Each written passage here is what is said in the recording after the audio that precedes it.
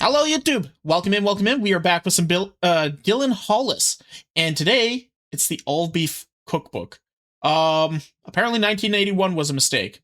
Probably right. Anyway, let's get to watch it.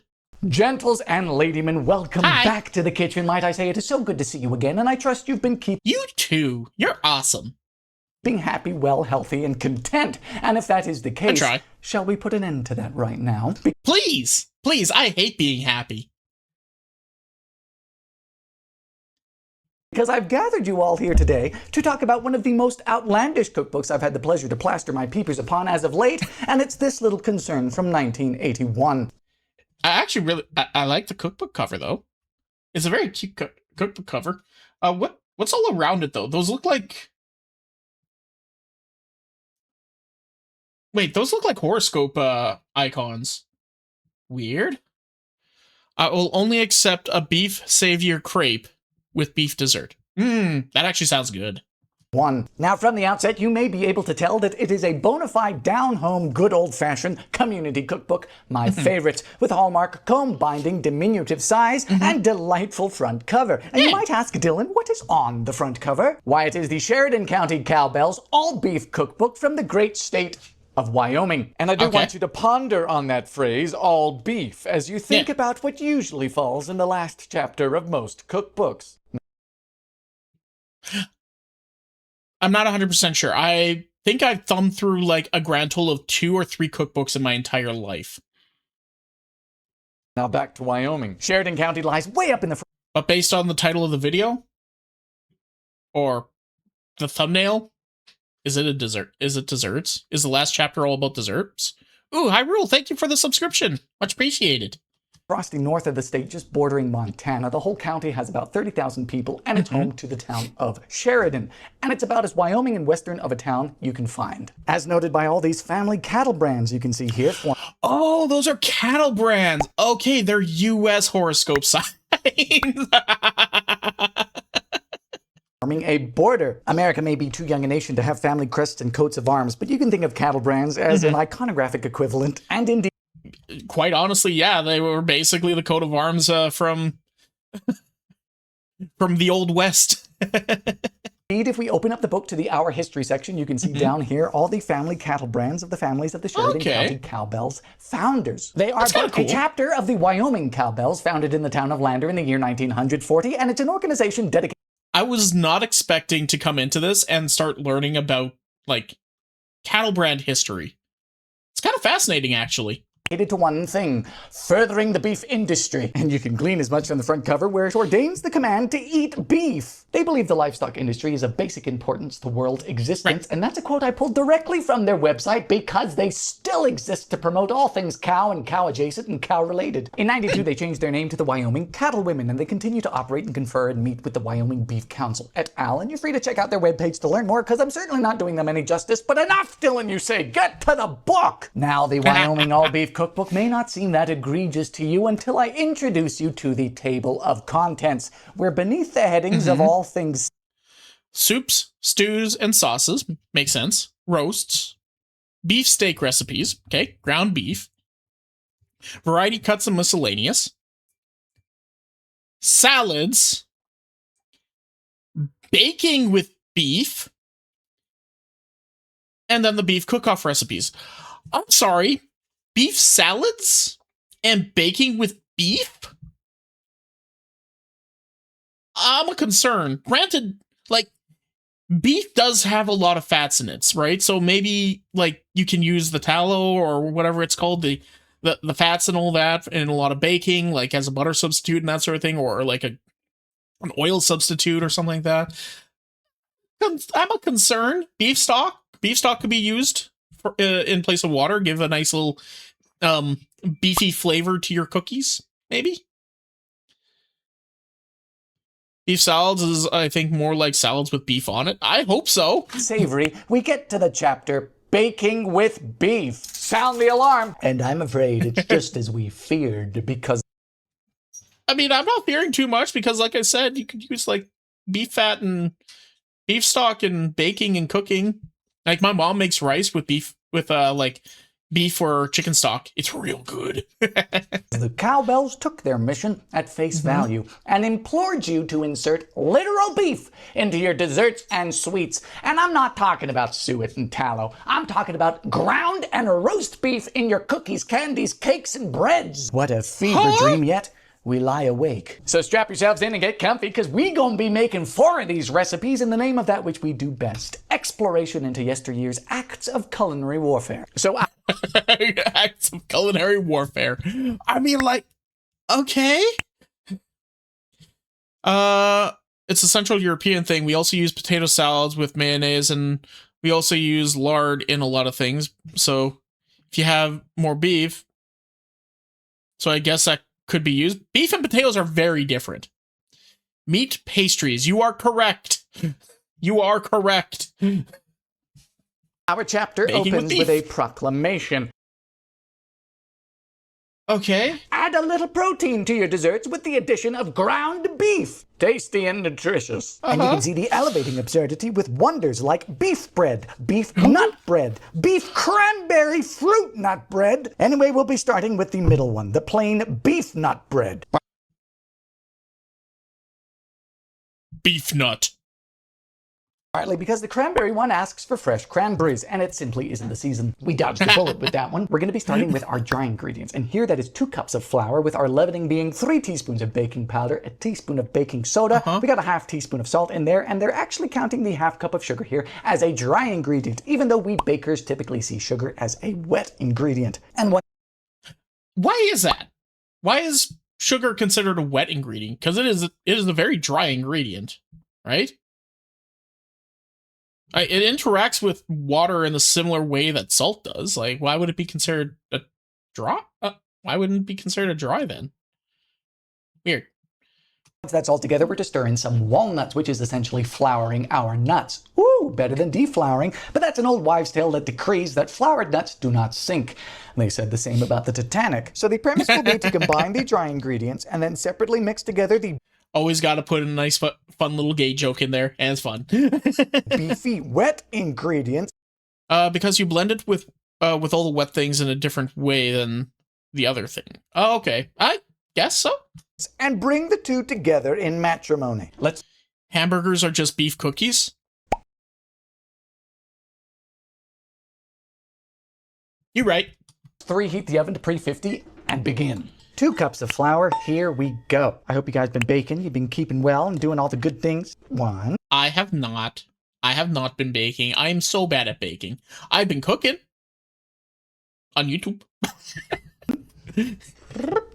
2. Now for the leavening with 3 teaspoons of baking powder. That's a lot of floof powder. Now they're calling for a further teaspoon of baking soda, which is going to be way too much for my altitude. I'm at 7,220 feet, so I'm going to cut that in half and only use a half teaspoon of baking soda. Bob's your uncle. Wait, what? Wait, what? What's going on here? A teaspoon of baking soda, which is going to be way too much for my altitude. I'm at 7,220 feet, so I'm going to cut that in half and only use a half teaspoon of baking soda. Wait, what?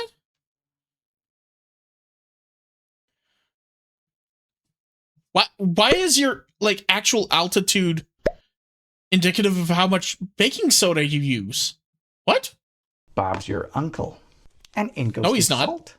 And He's the my half aunt. cup of sugar.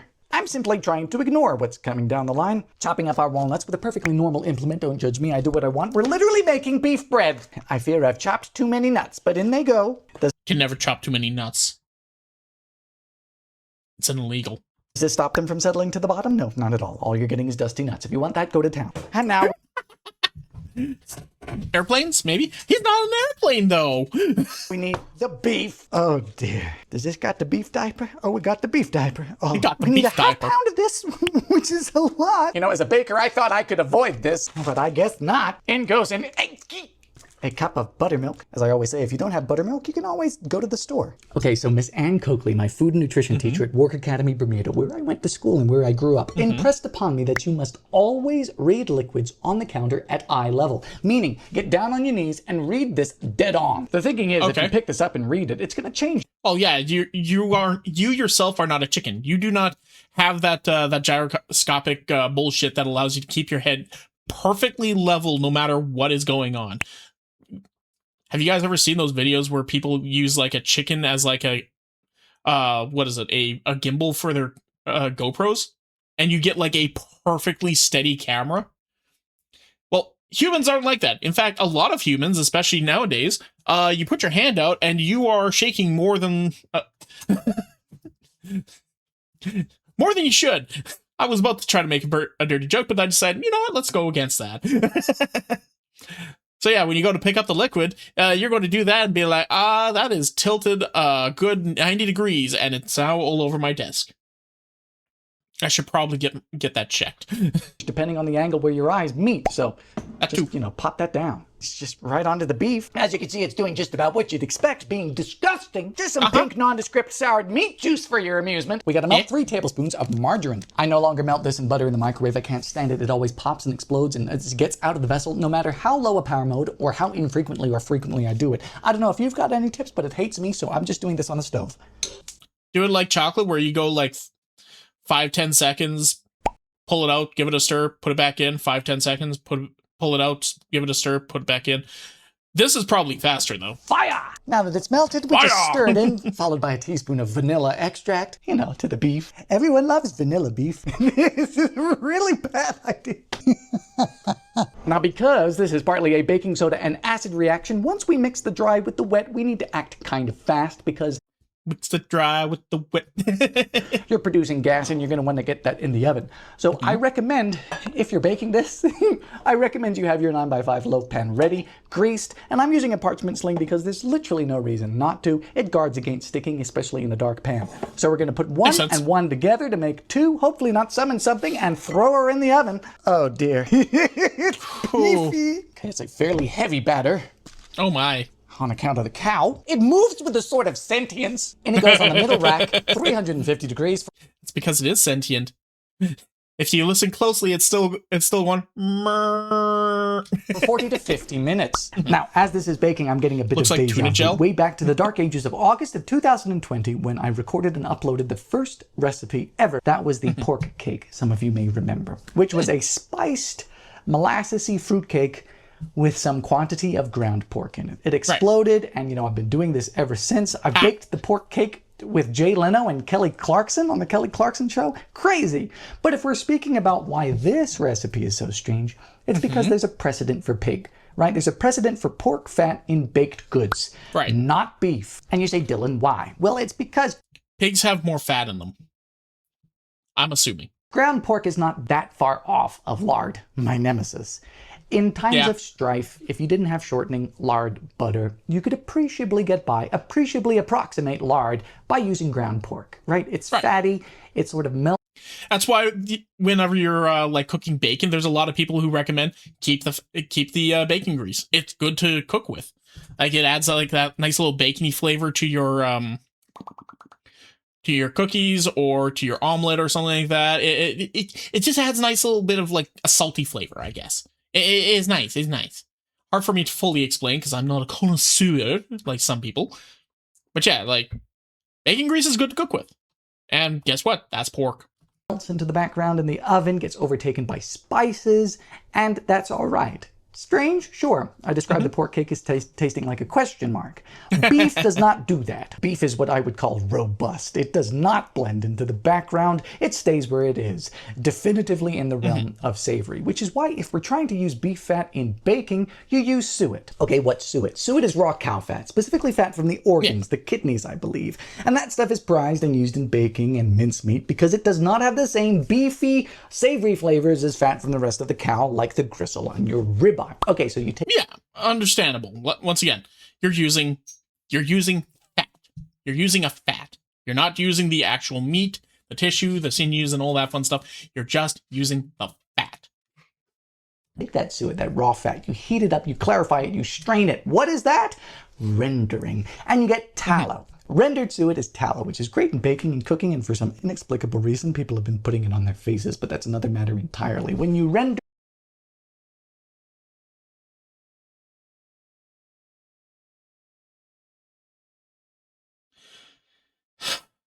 You're literally putting fat on your face in order to give yourself some sort of like a moisturizer situation.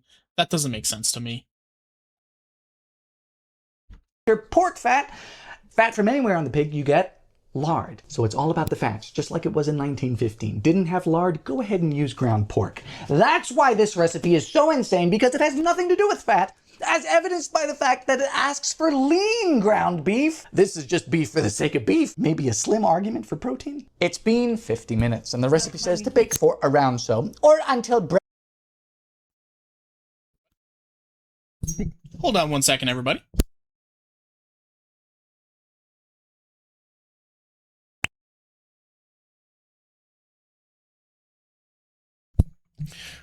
Okay. Soap is fat and lye, or at least it was. Well, a lot. You can still make it that way. That's true, actually, but I'm pretty sure the lye is the thing that kind of like goes against the fat in order to, you know, make it a cleaning agent. I'm not 100% sure. I'm no chemist. So for protein? It's been 50 minutes, and the rest. Oh, that's right. We're using lean beef, so there's no fat. We used buttermilk. There is some butter, so I mean, I guess that's where we're getting our fat from. Okay. The recipe says to bake for around so, or until brown and crusty, meaning this method contains both the words moistened and crusty. Quite Yay! the accomplishment. Oh, that's crusty, all right. Now, I've only let this cool a trifle because they insist on serving it hot. Such bounties were afforded. Well, it's a beef. It's beef, right? Like, it's not like normal bread where you can eat it at any point. It's still beef at the end of the day, so like warm is probably best. You ready? Oh my. Admittedly, It looks like bread. the rise is not amazing. Perhaps I should have used all the soda, but I think that's the least of my concerns. Are you ready? Oh, that's different, man. I'm just gonna do a giant slice like that because I don't play around. All right, family, recipe 1 of the beef jamboree. Face your eyes upon this loaf and tell me what you I'm not gonna lie, it kind of looks like a carrot cake or like a banana bread, but it's a little lighter than banana bread, a little whiter. If you were to be like, hey, try this, I'll take a bite of it, and I wouldn't even, yeah, kind of like a spice cake. I would not look at this and be like, is there beef in that? think of it, because I don't want to think much more than I already am. The weight, substantial. The smell, disconcerting. I'm going to break this in half so I can get some centerpiece. There you go. What you think? He's not a fan. Oh. Bad. First few chews you think you're okay, but then it hit me in the back of the throat. Cow. You know that savory, salty, slightly umami flavor from hot beef? Might be a stretch to say, I just don't think that goes with vanilla and sugar. And the walnuts just seem to be here to bear witness to this atrocity. I'm sorry, cowbells, the first one is a miss. Good morning, big dog. Whoops. Interesting. Hey, give me a moment.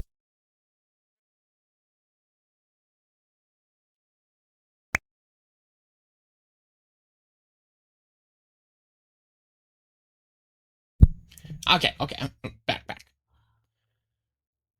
Why does this dessert have to be sweet? Because everybody gets into the head that they have to have like a sweet treat after dinner. It doesn't have to be sweet, I don't think. Just give me the steak. I'll make sweet teriyaki. Ooh, that sounds good. How'd you sleep? Yeah, me neither. So the beef nut bread was not a success. And some of you might have seen that coming from a mile away, which means there's a lot of times where they put random things that you wouldn't expect into stuff that works out, like using using tomato soup in a chocolate cake, using mayonnaise instead of butter for grilled cheese, that sort of stuff. Like, when you hear it for the first time, you're like, that doesn't make any sense. But then you try it and it's like, oh, okay, you know what? Fair enough, that works. We're going to be moving on now to recipe number 2. I checked this morning to make sure the beef nut bread didn't move from where I put it last night. Just keep an eye on it for undulations. But truly, despite the jokes, and before we do move on, I do want to drive home that this video is not to purely make fun of this cookbook. No. Right? I do believe when a recipe is written, put in a book, published, and, sold with an organization's name on it, there has to be some merit here. There might be something we're missing, and there's got to be potential. So it's not purely just for fun. There is an explorative element to this. We're just trying desperately to find it. And find it we might with our second adventure, the beef spice cake. That's right, folks, as you can see at the top. Okay, we're actually making a normal spice cake this time. Avocado ice cream is low-key good. Expensive, but good. Of course it's expensive. It's avocado. It's like it's like a posh food now. It's like lobster at this point for most people. Top of page 86, in broad daylight, a beef spice cake. We love beef cakes around here, right? Gets me excited. But I'm not sure about this one, so let's take a peek at the ingredients. Right off the bat, we can tell it's going to be sweet with a cup of sugar, followed by a half cup of shortening. So there's added fat in this recipe, just like the previous bread. We have a whole cup of raisins. Wonderful. They're going to be plumpened nicely in 1 1/2 cups of water. For the beef portion of the beef spice cake, we have a cup of cooked ground beef. Again, lean. This is different because this is calling for it to be cooked. The previous was raw. For spices, we have a teaspoon each of cinnamon, cloves, and nutmeg, the old school trifecta, and finally a half teaspoon of salt. And you'll notice that all of this is to be put in a saucepan and boiled for 4 minutes. A veritable babbling brook of a witch's brew. When cool, we're to add 1 3/4 cups of flour, a level teaspoon of soda, I will use the whole amount this time, and a beaten egg. Mix well and bake at 300 to 325 degrees for 1 hour. Now, isn't that peculiar? I've baked tons of recipes and I've never seen laxity assigned to the range of oven temperatures. Granted, it's essentially saying just a slow oven, but still odd for 1981. The starting step in this sequence will be to cook the beef, and we'll measure it cooked. Oh my Lanta. Hey Dylan, what you doing with that beef? Oh, just starting my cake. Also, pardon the stove, it's been permanently maimed. Nobody warned me about legit oven cleaners. Have you ever used one? That stuff will take your eyebrows off. I don't reckon we need to brown this. I think we're just cooking it. But she also doesn't say whether or not to drain it. So we have ourselves a functional dilemma. What's your stance, Captain? Do we drain it? I don't think... Would you like to take out a second or third mortgage for your ice cream, sir? The avocado ice cream, yeah. I think she would have specified if so. There's truly not much. It's pretty lean. We're just going to go for it. Into the saucepan, a cup of sugar, half a cup of shortening. Do you like Crisco's rebrand? It's all retro now. I think Jell-O's done it as well, and it's really dapper. A big honk. I do like the retro look. Wear gloves, folks. True. Granted, he's not working with it as a raw substance at this point. Honking cup of raisins in there. Also, I picked these up the other day at the co-op. They're flame. And it looks like he's very meticulous about cleaning his hands. There is not a speck of dirt under those nails. Raisins. I don't know what flame raisins are. Are they good? 1 1/2 cups of water and a cup of beef. I can't get over this. A teaspoon each of... Have you ever measured a cup of beef before? I haven't. I don't think I'd ever measure a cup of beef. Don't think Dylan ever thought he'd ever do it either. Cinnamon. Sorry, Pensies. Ground cloves, which is a lot of cloves. Maybe it'll hide the beef. And nutmeg. Half teaspoon of salt. And you bring it all together. Yeah! Oh. Fire! We bring this to the boil and boil it for 4 minutes. All right, it's been 4 minutes. Still looks pretty terrible. Smells very much of cloves. We need to let that cool before we move on. I'm going to preheat the oven to 325. So if you were paying attention, you may have noticed we have another dilemma ahead of us. While she tells us what temperature to bake it at, vaguely, and for how long, she does not tell us what to bake it in. A 9x13 is out because there's simply not enough batter. Our other option is a 9-inch round, but this is a single layer cake, so that would be a little bit unusual. Typically these are used for layer cakes, but we're not filling and frosting our beef cake. Why not? Why not? Cover it in mayo.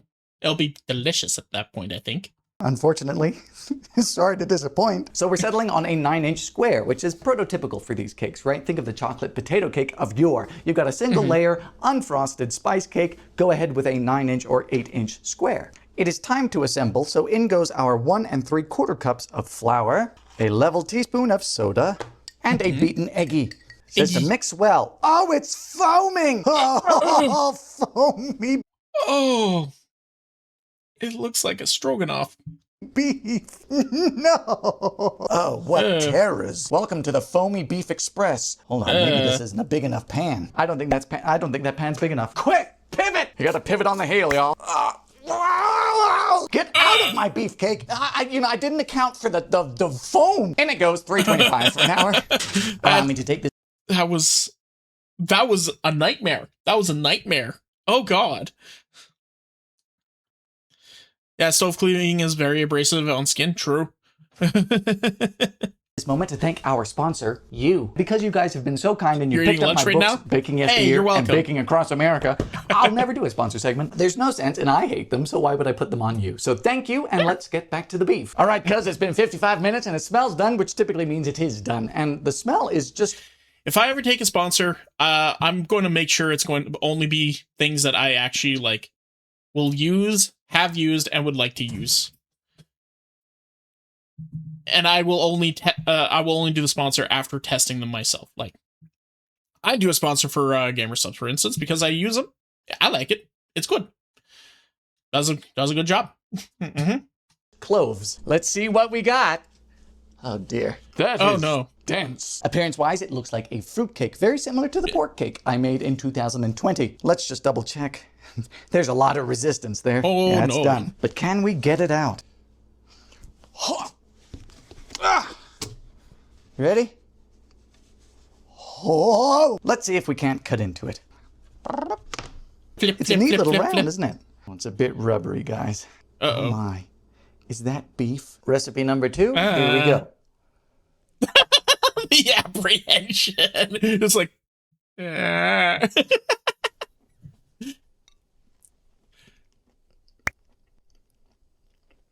brace for impact. I don't think he likes it. No. No. Pardon me. I'm not exaggerating, that's very, very bad. The beef is what I would call front and center, baby. I mean, not so much in flavor, but in texture for sure. Very rubbery, bouncy, and chewy, because the beef we not only cooked and boiled, but baked too. Thrice cooked beef in a cake I would not recommend, and the cloves are there, sure, true. but it only serves to add a medicinal quality to the cow, and you cannot seem to escape that ground beef taste. Unlike pork, which kind of melts, the pork cake was alright. This is definitively not. I'm losing a bit of faith because I fail to believe that someone has taste tested this. I'm beginning to notice that the rest of the recipes in the book have names associated with them. The names of the recipe writer. They're proud of them. Calico Beans, Barbara Norris. Skillet Spaghetti, Betty Turley. Hamburger Casserole, Arlene Barbala. The beef nut bread, nobody. Beef spice cake, nobody. Blank. Nobody would possibly assign their name to that. Driven into exile, into anonymity. It's all coming into focus, but we must persevere. On to the penultimate recipe. Hey, you're 2 out of 4. You said you're making 4. Recipe number 3, and we're going to be taking a pause from baking and moving into the realm of confectionery. That is beef confectionery. So if you may cast your gaze over to page 81, you will see we have not 1, but 2 recipes for beef fudge. I do apologize if this is your first introduction to the existence of beef fudge. It is indeed a thing. It's absurd, and it's oft cited as one of Yep, this is my first introduction to beef fudge. the most WTF recipes from yesteryear, and we're Beef frosting? Wait, you saw beef frosting in there? Oh, that's going to be terrifying. making one of them. Pertaining to the makeup of these beefy confections, you can see that Merle Shreve's recipe for beef fudge is homemade, all from scratch. Oh, there's actually a name there. There's actually a name. No, I'm joking. Oh, okay. I guess beef frosting would pretty much just be, what, barbecue sauce? List of ingredients and a very detailed method. Harriet Stark's recipe for beef fudge uses the recipe on the back of the tin. It's the $1 Million Fudge recipe found on the back of the marshmallow cream jar. She says to make that as per usual, but to add 1.5 cups of ground cooked roast beef in place of nuts. I'll say that again. Roast beef in place of nuts. We've moved on from ground beef, darling. We've graduated. Okay. Now, funnily enough, the recipe for fudge is still on the back of a 7-ounce marshmallow cream jar. However, it redirects you to a website because they couldn't be bollocksed. Both this jar... Look. We don't want to put the whole recipe on this thing. We have to fit so much crap on this thing. Like, we got the rainbows, we got the logo, we got the ingredients, we got the nutritional facts and all that stuff. We can't fit the freaking recipe on here, so here's a QR code.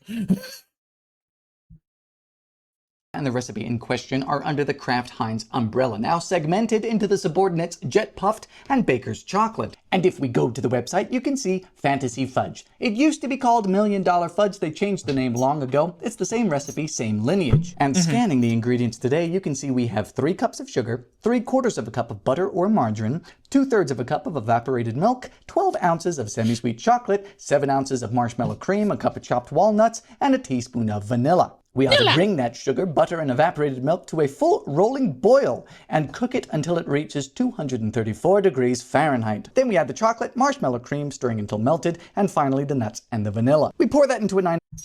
Or in our case, roast beef and vanilla. inch pan and let it cool. But Dylan, that's a new recipe. Don't worry, I did some digging. Here's a period recipe for the fantasy/$1,000,000 fudge, and as you can see, man, it's pretty much the same. The only real differences being this asks for it to be cooked to 238 degrees Fahrenheit and to be poured into a 13 by 9 inch pan. You know, I was about to say I cleaned this really well to get the beef flavors out, but it doesn't make a difference. Off to the races with 3 big old cups of sugar. Let's get our margarine in there. 2/3 of a cup of evaporated moo juice.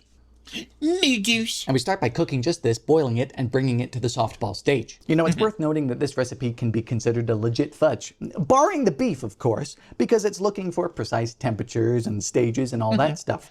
You might remember my velvet... I love fudge, but I'm not allowed to get it very often because, unfortunately, the entirety of it will vanish within 5 minutes. I have no self-control. And you're probably thinking, like, freeform, but if you get a small one, it'll be fine. Small one, big one, large one, like an entire pan of it, does not matter. 5 minutes. It's gone.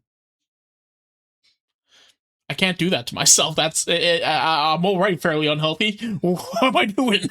Vita fudge or the peanut butter fudge. And those fudges aren't so much fudges as they are solidified buttercream frostings, just held together by the sheer might and starches of powdered sugar. They're still good though, but this is more legit. It's so hot in here. Sorry if I'm shiny. Before we fire this, let's get everything 'Cause I'm shiny. else ready so that we're prepared. 12 ounces of chalky chips coming right up. Did you know that these chocolate chips were invented specifically because of the cooking? The Toll House chocolate chip cookie came before chocolate chips were invented. These were produced just to make the cookie easier. Read all about it in Baking Across America. Let's open this. That's kind of cool.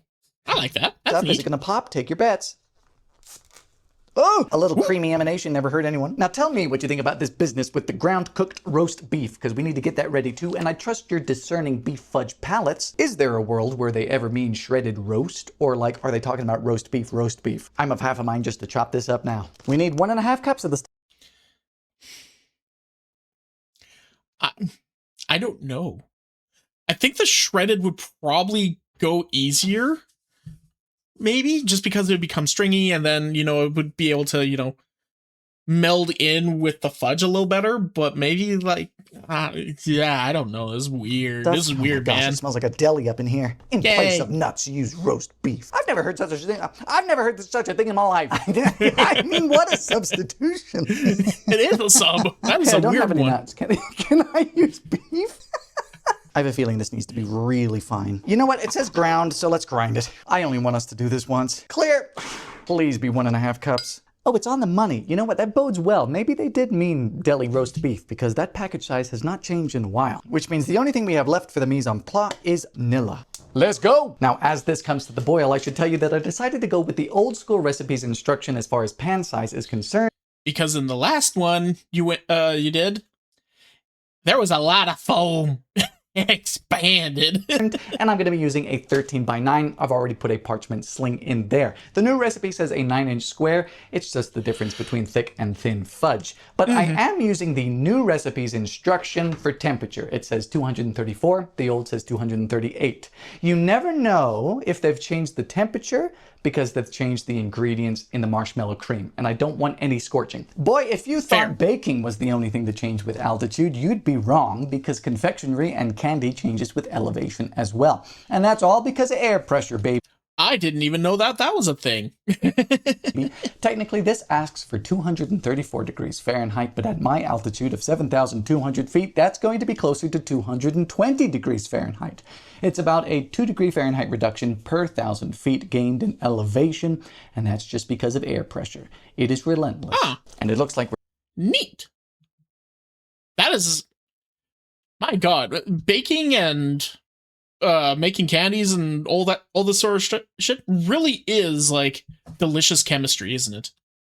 we're just about there. Again, if we were to take this to this softball stage, which is assuming we're at sea level, it would actively be too high. We're looking for 220, or if we were following the old recipe that's asking for 238, we would be looking for 224. But you're probably not as high as me.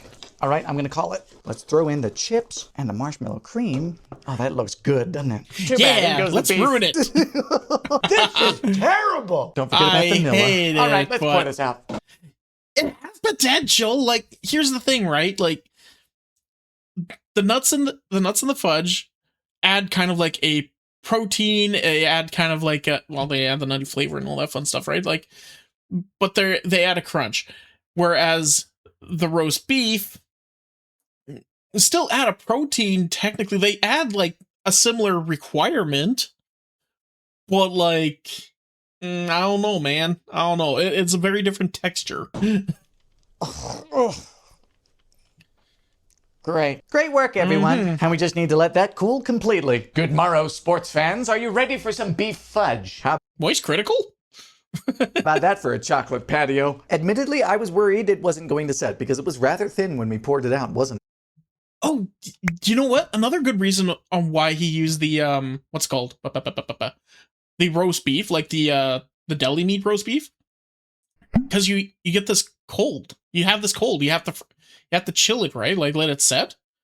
So deli meat tastes perfectly fine when it's cold. So this might actually work. Kinda. But it took a long time to cool down, and it's fairly solid now. I do not, however, think we can lift this straight out by the parchment. Maybe that's why they changed it to a 9-inch square, to make it, easier to come out as a block. I suppose a good old-fashioned test wouldn't hurt. 3, 2, 1, go, go! Holy crap! It worked. Beef fudge. I shall cut this straight down the middle Beef like a fudge. maniac. Okay, folks, what do we think? It's a fudge. I can't see any beef here from the exterior. It's got Well, you blended the shit out of it. a nice crackly top. It is a bit soft, but I mean, 234 is a degree below what most would consider softball stage, even at sea level, so maybe they just want a soft fudge. Just make sure to cool it down. Don't have a hot kitchen. We need to taste it, don't we? Yes, you do.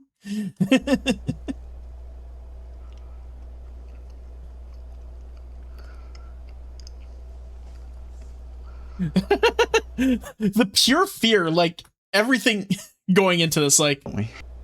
just the instant regret, the fear, the concern, just gently dabbing that thing down. His hand is shaking. He's so concerned. But wait a second.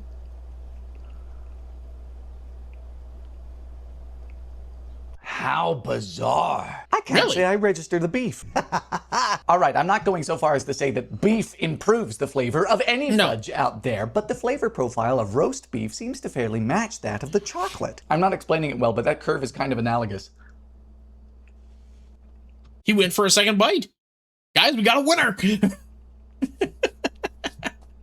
Oh my God. I would eat this. And I don't know what that says about me. It's not because beef You like the meat. somehow makes a superior fudge. It's because the flavor of the beef seems to be driven into exile. Perhaps that speaks well to the magic of chocolate over anything else. Or that it's just been heated so hot that the deli notes are gone. Did his ears perk up? I'm not sure. I didn't fully notice. Of the chocolate. Okay, let's watch his ears again. Apparently people have been saying online that his ears perk up when something's good.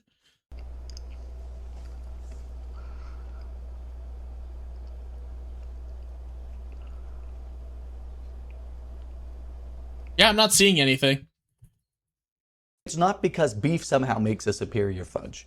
It's because the flavor of the beef seems to be driven into exile. Perhaps that speaks well to the magic of chocolate over anything else. Or that it's just been heated so hot that the deli notes are gone. 1.5 cups of roast beef in a fudge, and I'm not in peril. Folks, can we consider this a marginal success? 1 success out of 4 thus far. And I mean, if you want to add some protein to your fudge, you have my dubious seal of approval. Wow. Alrighty, honored. Yeah, and that's the thing, right? Like, they do perform in very similar ways, right? Like a cup of nuts and a cup of roast beef. Now, I wonder what it would have been like if you didn't like mince it to hell and back. That's my question. Guests, all hands on deck because we've reached our grand finale. The final recipe we're going to be doing in the Sheridan County Cowbells All Beef Cookbook. And Okay. you say, Dylan, what might that be? Well, on page 86, Was it the beef salad? Beneath our fallen honored foe, the beef spice cake, you'll see a recipe that we're not going to be doing for no-bake chocolate No-bake chocolate beef cookies. But you're not going to do this one. beef cookies. You can Put sugar, milk, butter, cocoa, and salt in a large saucepan and bring it to a boil. Remove from the heat and stir in the rolled oats and Rice Krispies, vanilla, nuts, and beef. Drop by teaspoonfuls on wax paper. Makes 45. see the recipe in question. Beef sugar plums. Oh yeah. Yes, I'm afraid it so appears at present that the storied Victorian confection of yore, the sugar plum, seems to have an all-American beef brethren. And you say, Dylan, what is a sugar plum? Well, historically it was either... You know, I've never actually known what a sugar plum was. I don't know if I've ever really had one. I know that they're like an old sweet of some sort, but I'm not 100% sure. Well, you know what? I'm pausing him so he doesn't get a chance to tell me what it is. I think I'm just scared. A fruit, a nut, a seed, or a spice, coated over and over again in the sugar syrup that would be colored. That syrup would harden to form little balls of very festive hard candies. My compatriot Max Miller actually made a video where he laboriously manufactured his own sugar plums, and I suppose now it's our time to shine. Oh, so it's like, okay, so it's almost like candle dipping, but instead of, you know, dipping a string into wax over and over and over and over and over again until you get a candle, you take a candy, put it in you take like some sort of a center, so a pit of some sort, and you dip it into candy over and over and over and over again until, you know, you got yourself a sugar plum. Oh, okay. It's a plum. I get it. Plums have the giant pit in the center. Okay, I get it. I get it now. With beef sugar plums, the ingredients are as follows. 1 tablespoon of butter, 1 cup of brown sugar, a teaspoon of brandy flavoring. There's no hooch in that house. A cup of chopped walnuts, a cup of cooked ground beef. Again, they want us to cook the beef before we throw it in there. 1 1/2 cups of graham cracker crumbs, a medium apple. What? And a cup of raisins chopped. And if we are to see what lies in our future, we're to melt the butter in a saucepan. Add the cooked beef, raisins, and apple and brown sugar. Now that part is basically just making mincemeat with meat. Cook that over low heat until mixture becomes thick. Got it. Add nuts and cool. Okay, then add the brandy. Work in graham cracker crumbs and form into small balls. All right, so I mean, this is basically like a protein ball recipe, minus the protein and peanut butter and stuff. We roll those balls in powdered sugar after balls are cold. And store in covered container in refrigerator. Improves with age. You know, I doubt that. I very much doubt that. Let's get ourselves started with some graham cracker crumbs. We need 1 1/2 cups. Let's see where this gets us.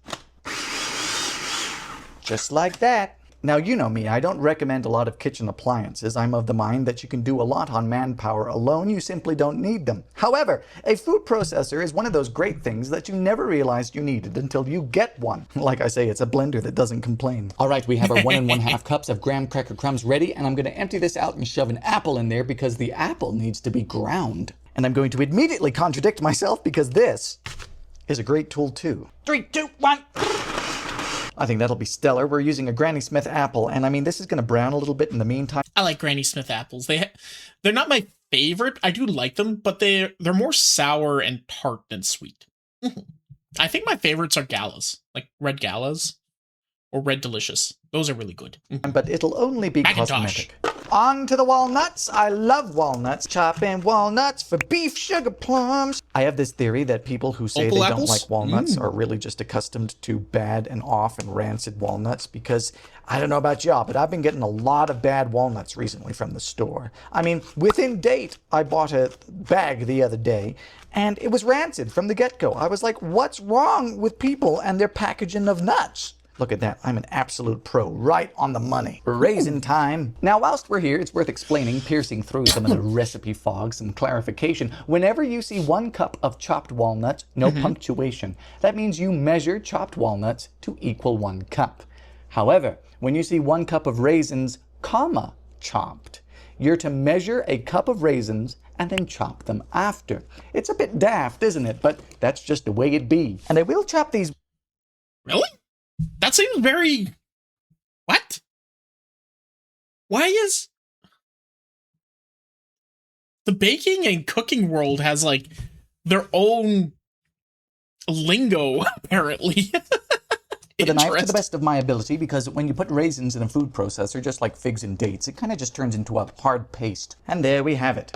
Can I confer with you for a moment? The recipe says to melt butter in a saucepan and then add the cooked beef et al. I'm very lazy. I don't like to do that many dishes. Might you allow me the liberty to cook the beef in the saucepan and then simply add the butter after? Now, this is not lean beef, so I may drain this a bit once it's cooked. Here goes nothing.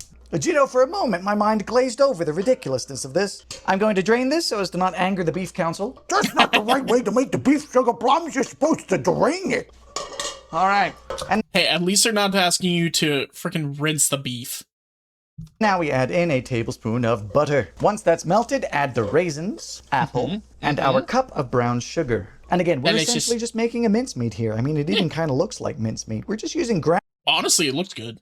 It looks good. ground beef instead of suet. The apples have released their water, so it's fairly liquid. As far as using cow products in desserts is concerned, this recipe so far is the truest form of them all. I mean, it even smells good. I won't lie, though I really am resisting the urge to put in some cinnamon and nutmeg and stuff. It is a troubled mincemeat, and look, it's just starting to get thick. Okay, I am calling it now, so in goes the walnuts. We're gonna do a little mixy-do and let it cool. Let's get this in mixy, here motherfucker. so you can see. Lovely jubbly. We'll be using a teaspoon of the finest rum on the planet, the export of my home country of Bermuda. And finally, for this stage, the cracker crumbs. I know nothing about booze. I'm not a big fan of booze. Whether or not this will form a ball remains to be seen, so hold your breath. Oh, it's looking good, Captain. Let's take a test. We'll use a cookie scoop to portion. That exploded. All right.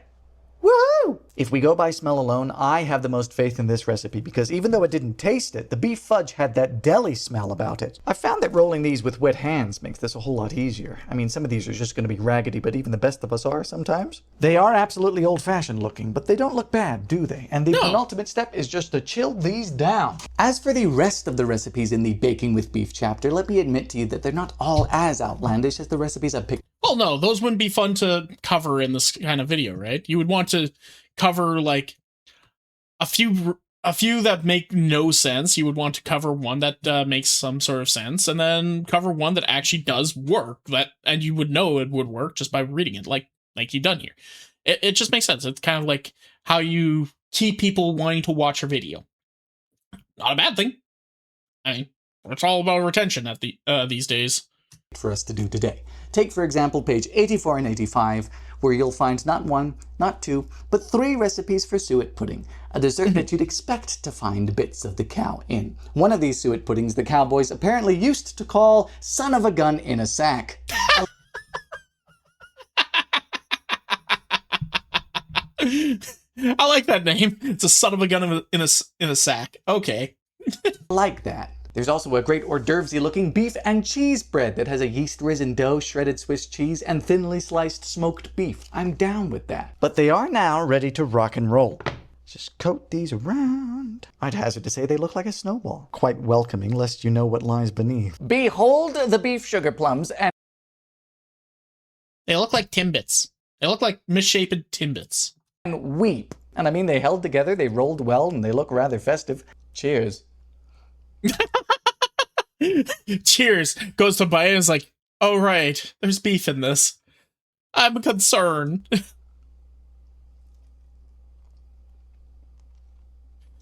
Rolling things in powdered sugar just all it does is add a bunch of sweet, and it doesn't really like, and then it just makes a mess. It just makes a massive mess.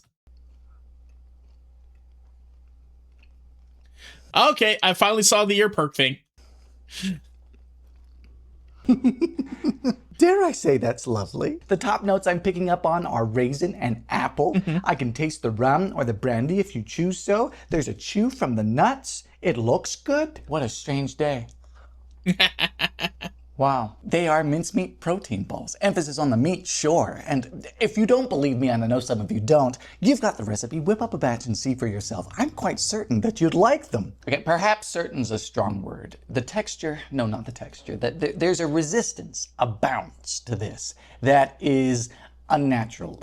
I would probably if I were to make these, I would probably do so and not actually worry about like the powdered sugar part. Like, as much, and don't get me wrong, I like sugar. I would probably eat a spoonful of sugar right friggin' now, just as is.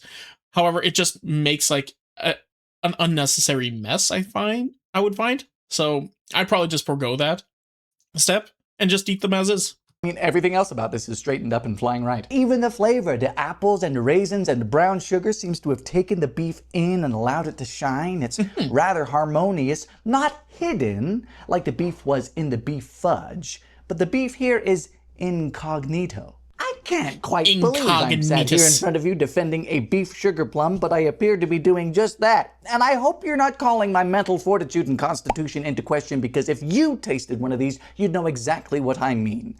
It's an old-fashioned scratch dessert. It tastes like mincemeat, but it seems to get a pass to use beef in dessert. Would they taste better without the beef? High chance, yes. What have we learned today with this beautiful array of one-of-a-kind recipes? I'd like to know your Don't judge a book by its cover.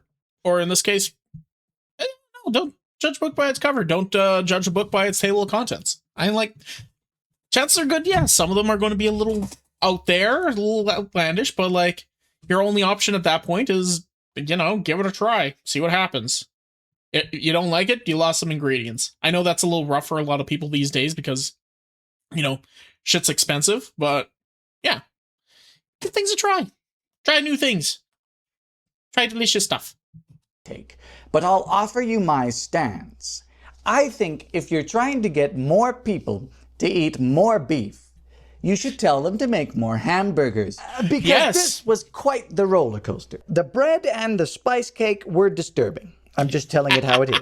The beef fudge, well, I don't know what happened there. The chocolate's a hell of a thing. And the beef sugar plums, which... Chocolate's a hell of a drug, kids. by all rights, appear to stand proudly on their beefy merits. Boy, I'd sure like to know if you folks have any advice or inputs on how we might improve any of these recipes.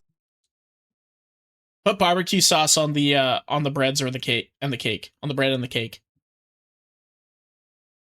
Try doing that. The spice cake might be too far gone, but maybe a little bit of barbecue sauce on the bread might make it tasty. Recipes, barring removing the beef entirely, of course. I'd like to know if you've tried any of these, if you have any beefy stories, or if you're planning on trying any of these. But above all, if I were to make any of them, I'd probably try the last one, the sugar plum beef ones, because that actually looks really good. And like we see, it's probably gotten the most success. I'd like to thank you so much for sticking around this long. Thank you for watching, and I hope to see you again soon. Yeah. They come and go, the ones I know. Okay, we're probably going to stop there. But yes, that was Bill and Hollis on the Old Beef Cookbook was a 1981 mistake. I don't think it was a mistake. It's a clickbait title. Once again, YouTube is a fickle bitch. But once again, just because something makes no sense to you in the moment when trying new foods and that sort of thing doesn't mean that it doesn't actually work. It might actually work. You never know. Anyway, thanks for watching, and y'all have a good one. Bye-bye. Hey, did you enjoy that? Was it funny? Well, come and check it out live over at twitch.tv/freeform_art. Make sure you put the _art. We have lots of fun there. We enjoy ourselves, and we want to see you over there. So come on and hang out. See you in a bit.